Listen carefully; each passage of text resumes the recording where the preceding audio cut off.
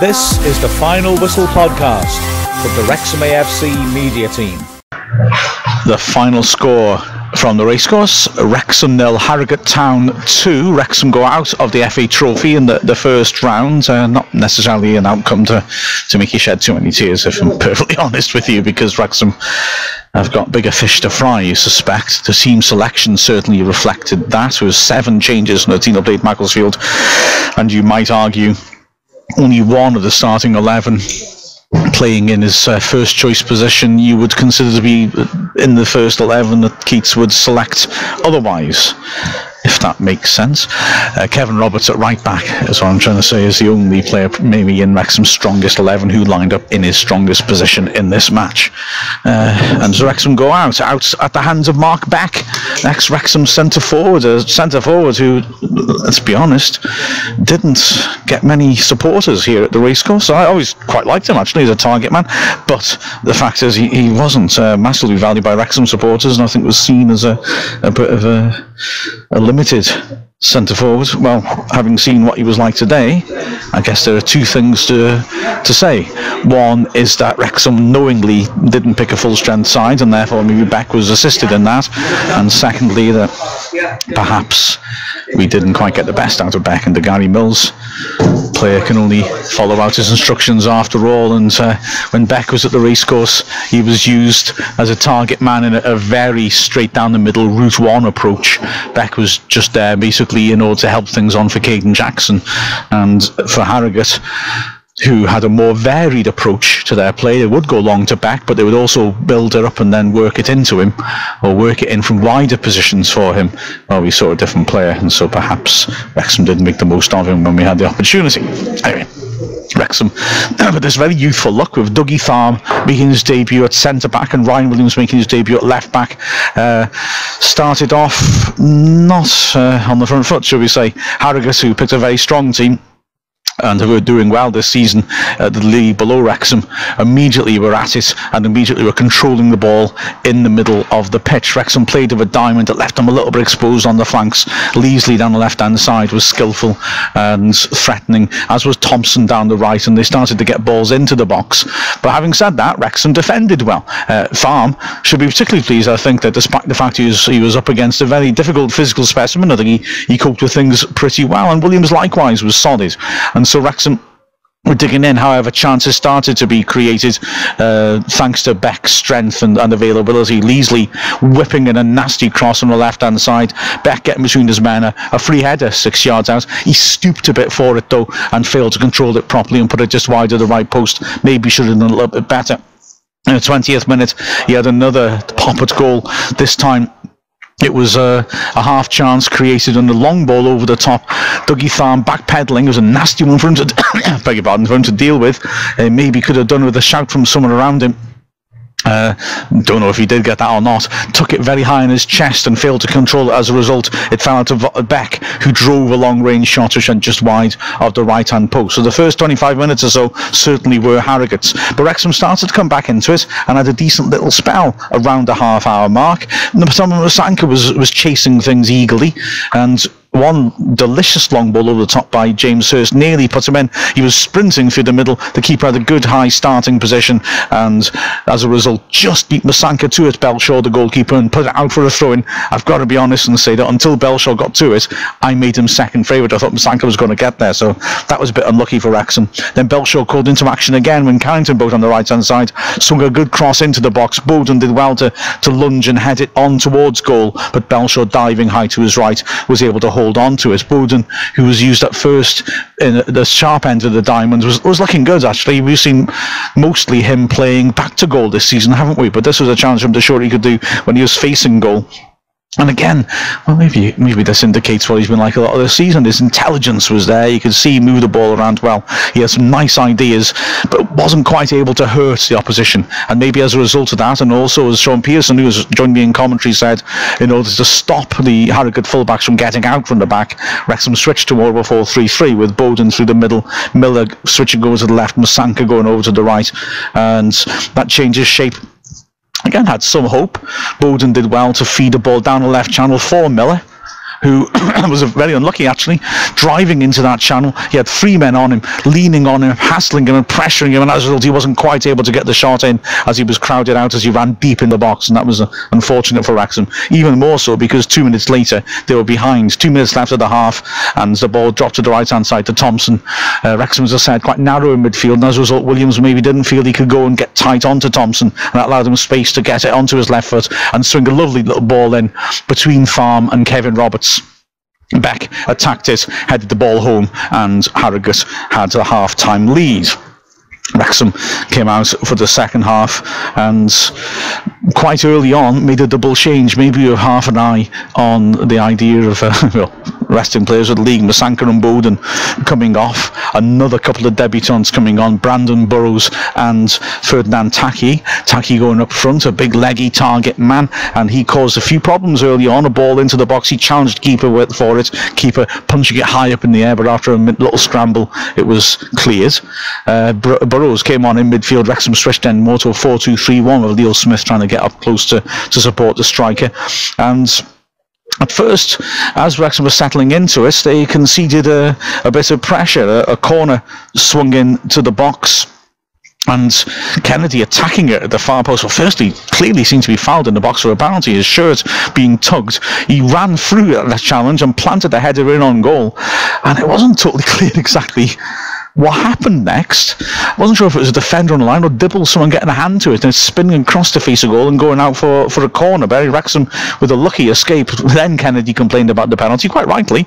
Referee wasn't interested, but Wrexham started to settle into things. This shape that puts more square pegs in square holes. McCrath was a bit wider now and was starting to threaten, and Wrexham started to look decent, but then unfortunately for them they were picked off and conceded the second goal. It was a nicely worked goal by Harrogate. They had it on the left-hand side. They drew Wrexham players across to them and then worked the ball swiftly over to the right, where the fullback Ryan Fallowfield was on the overlap. He ripped a tremendous ball into the far post, and Beck attacked it and stooped to head it from close range into the net. And at 2-0, that always was likely to be it. Harrogate had a chance to get a third when the referee played an advantage with the ball dropping in the box, and Thompson struck a volley which was too straight down Dibble's throat. Late on, Wrexham, who to be fair never gave up, kept going and nearly hauled themselves back into it through another debutant, Cameron McGregor, who came off the bench playing off the striker, and he made a really good impression. He had a low centre of gravity, he shifted direction well and did a good job. And he nearly got a goal to mark his debut and give us a dramatic last 10 minutes. It was started off when McCrath popped up on the left-hand side, did really well to turn and rip in across the near post. On the stretch, Kennedy, the centre-back, could only slice it across the penalty area. Kevin Roberts had the pitch, kept it alive.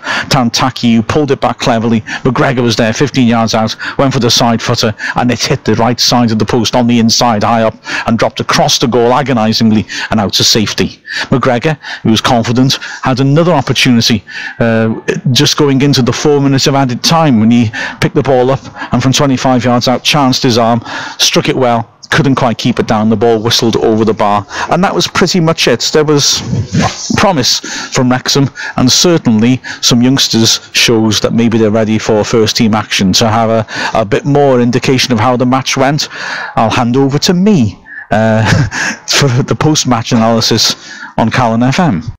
So Wrexham out of the FA Trophy, a 2-0 defeat at the hands of Harrogate. Sean's had to go down now because he's needed on the sides of the pitch. Dean Keats wants him down there in the changing room with the players. But I tell you what, that was not as disappointing as you might think, in all honesty. You might be frustrated by Wrexham being defeated, but you could see by the team selection that Wrexham were aware that they have a bigger priority, as Sean confirmed in the commentary. Wrexham need to get promoted this season, or at least make it a really good fist of trying to get promoted, and the FA Trophy, quite frankly, I think may be seen as something of a distraction from that, and it was reflected in the team selection. And although it's a home defeat to a lower division team, the fact of the matter is it was a performance which had some elements of promise to it.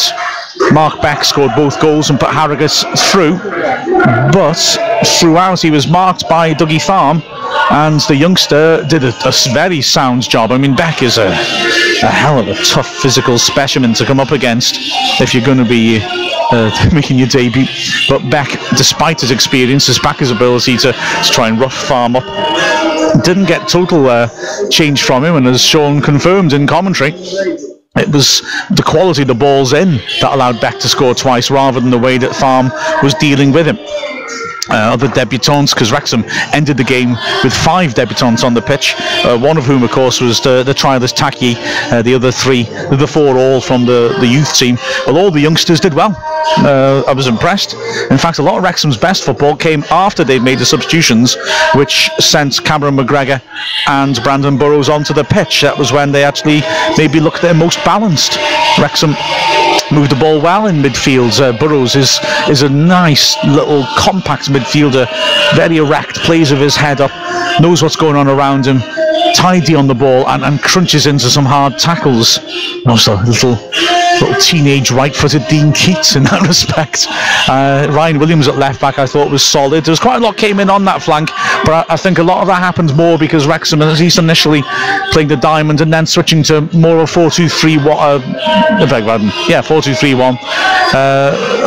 Therefore left their fullbacks a little bit exposed, and certainly if you look at the second goal, it was the fact that it was well worked and Harrogate were able to get the extra man down the right hand side, which meant the cross could come in for the goal rather than Williams not doing his job. But he was good again, as you'd look with young lads whether they can deal with things well physically. Well, he certainly did.